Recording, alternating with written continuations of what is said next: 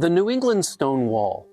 It's something that you'll come across along roadways, and in fact, seemingly at random in the middle of the woods, you'll come across stone walls. Would it surprise you to learn that Napoleon unwittingly helped build many of these stone walls?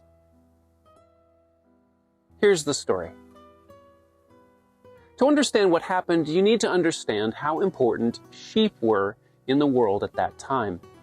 Of course, they were used for meat, but more importantly, they were used in the textile industry for their wool, making warm clothing, making blankets, things like that. And then, Spain developed the iPhone of sheep, the Merino.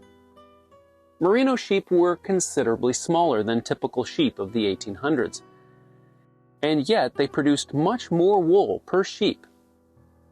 They were prolific. The Merino was super capable of making a lot of healthy babies, and of thriving in a cold, wet New England climate. And this wasn't something that you could say about all sheep of the 1800s. They didn't do great. They didn't produce super well in cold, wet climates. But all of these characteristics and traits took a back seat to the wool that was produced by a Merino sheep. This wool was mind-blowing to the people of the 1800s. You see, normal wool was coarse and not as durable. And then there was this Merino wool that was super soft, super fine, and incredibly durable. Here's the problem.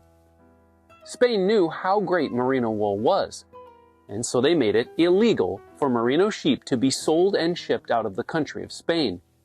You could buy the wool, but you couldn't buy the sheep. They took it so seriously that they enforced an embargo on all sheep being shipped out of the country. They had the Navy carefully monitor all shipping traffic around the country to prevent their prized sheep from leaving. And it probably would have worked if it weren't for one man named Napoleon Bonaparte.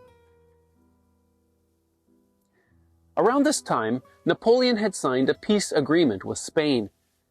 But it was more of a peace or else type of relationship, and as a result, Spain was busy kowtowing to the interests of Napoleon.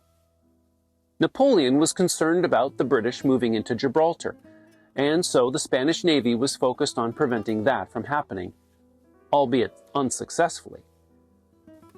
They were also focused on other pursuits that Napoleon thought were more important.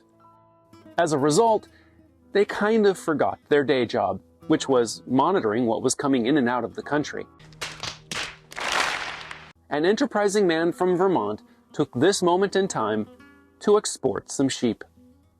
His name was David Humphreys, and he was the U.S. ambassador to Spain. He took this moment in time to enlist the help of some Spanish merchants and purchased 100 Merino sheep.